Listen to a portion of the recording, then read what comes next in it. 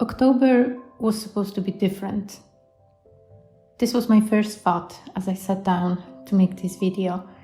At the beginning of the month, I got a beautiful sunset from my window, so I grabbed my bike and rushed to the nearby park, surrounded by the ancient walls of a 1,000-year-old castle. It reminded me the importance of romanticizing life in moments like these. I wanted more evenings like that one.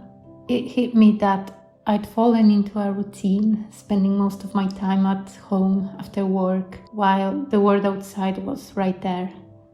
I felt that familiar creative hunger, that feeling when you want to create multiple pieces all at once. I've met so many interesting people on YouTube lately, and whenever I connect with someone who's creatively aligned, I feel inspired.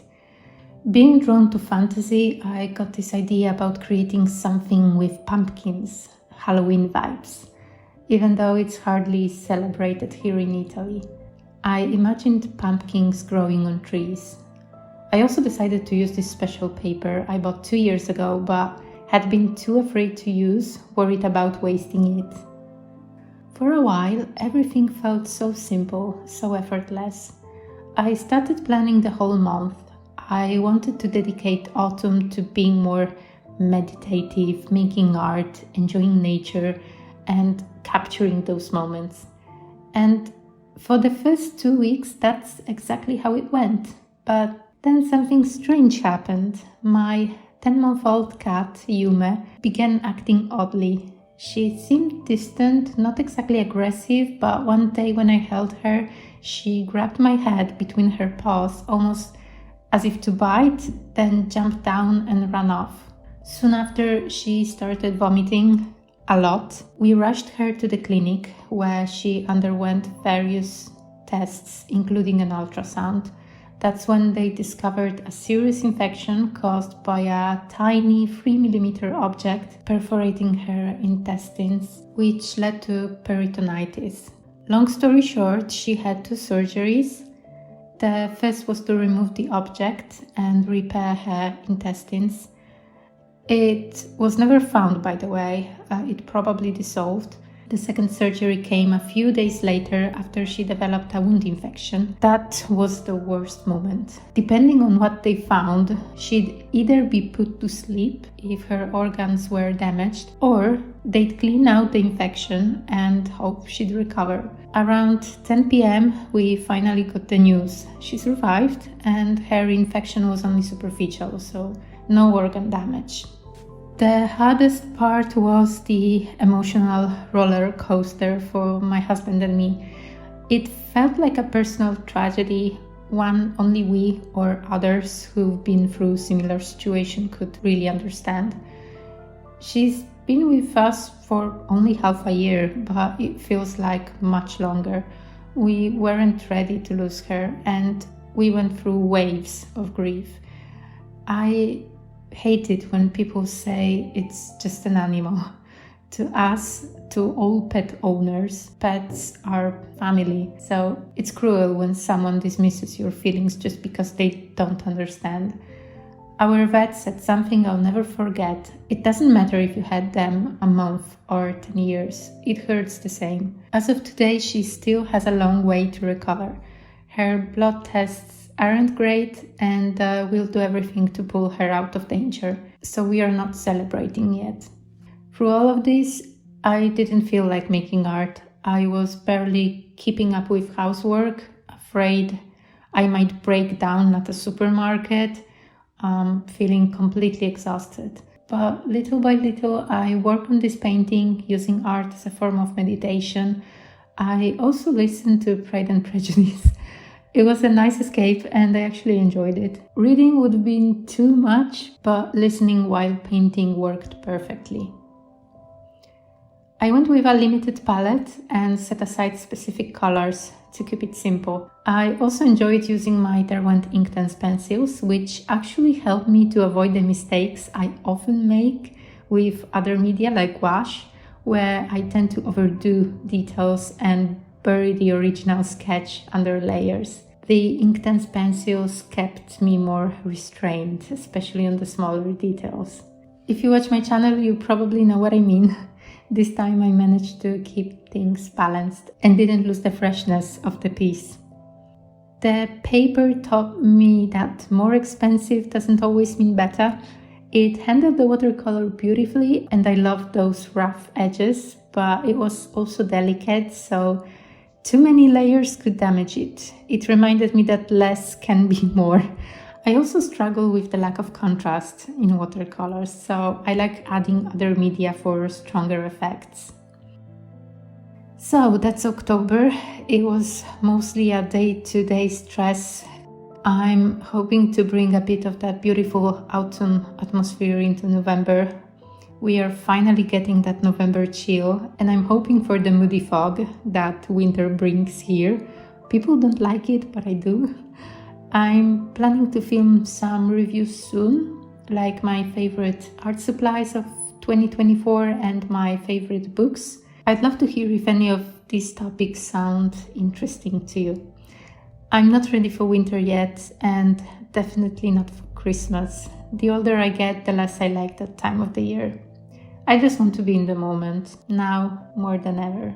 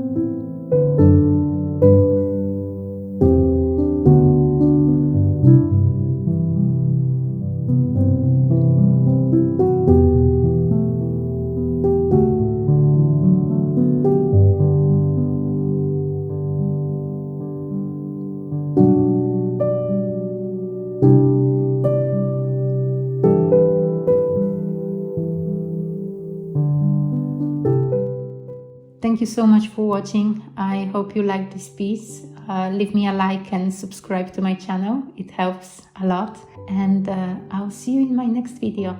Take care.